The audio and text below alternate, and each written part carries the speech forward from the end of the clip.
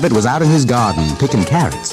He heard Brer Fox puffing and panting as he made his way up the path, so he rushed inside the house and slammed the door shut. Knock, knock, knock. Brer Fox banged on the door. There was no answer. Knock, knock, knock. Brer Fox banged so hard on the door that Brer Rabbit thought he was going to break it down. Still, there was no answer. Eventually, Brer Rabbit answered in his weakest voice. Who's there? Is that Brer Fox?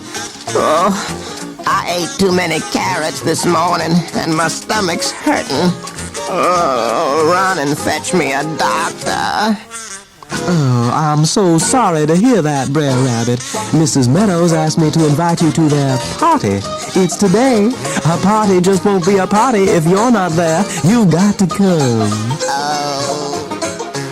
Brer Rabbit still kept the door of his house tightly shut. You can't be too sick to come to a party. No one's ever too sick to go to a party, said Brer Fox.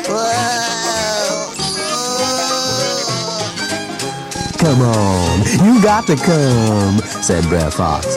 I just can't, said Brer Rabbit, and so the argument went on until Brer Rabbit gave in. In the end, Brer Rabbit said, all right, I'll come to the party, even if I am very ill. Actually, I'm so ill that I can't even walk. You'll have to carry me all the way there. All right, I'll carry you. You can't be very heavy, said Brer Fox. But you might drop me.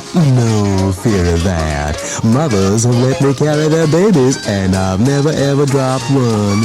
All right, then, I'll go with you, but only if you carry me on your back. That's the only place where I'd feel safe. So Brer Fox agreed to take him on his back.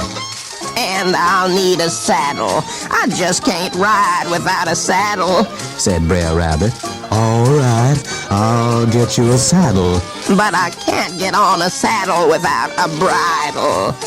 Brer Fox was getting fed up with this, but he still went to fetch him a bridle, and when he had gathered all his riding gear together, Brer Rabbit opened his door and sauntered outside.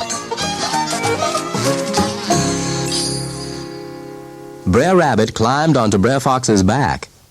Are you sitting comfortably? Said Brer Fox. It's just dandy, said Brer Rabbit. So off they set.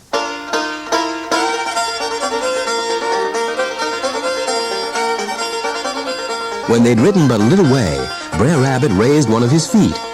What are you doing? Said Brer Fox. I'm shortening the left stirrup. Then Brer Rabbit raised the other foot. What do you think you're doing now? Brer Fox asked. I'm just shortening the other stirrup. But what Brer Rabbit was really doing was putting on his spurs. So off they set again. Brer Rabbit dug his spurs in.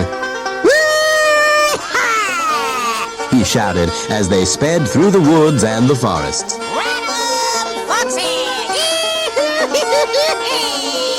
When they got close to Mrs. Meadows' house, she was standing with her girls on the veranda.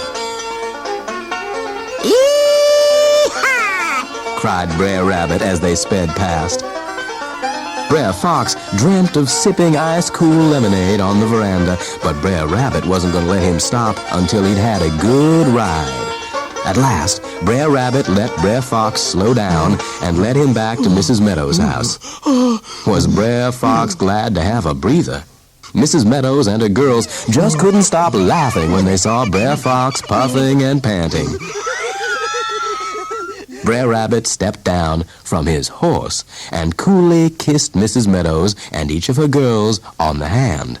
Then he gave a deep bow and said, My dear ladies, didn't you know that Brer Fox was a riding horse for our family?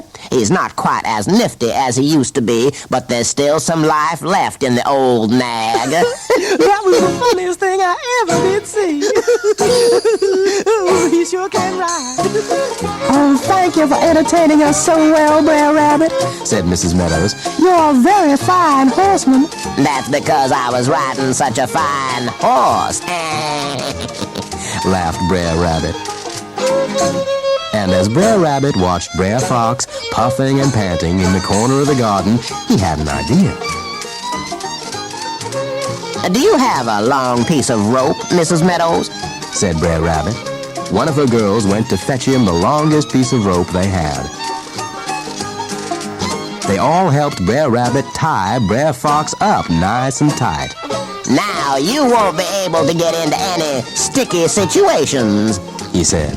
And he left Brer Fox tied up while he went into Mrs. Meadows' drawing room and drank lemonade all afternoon.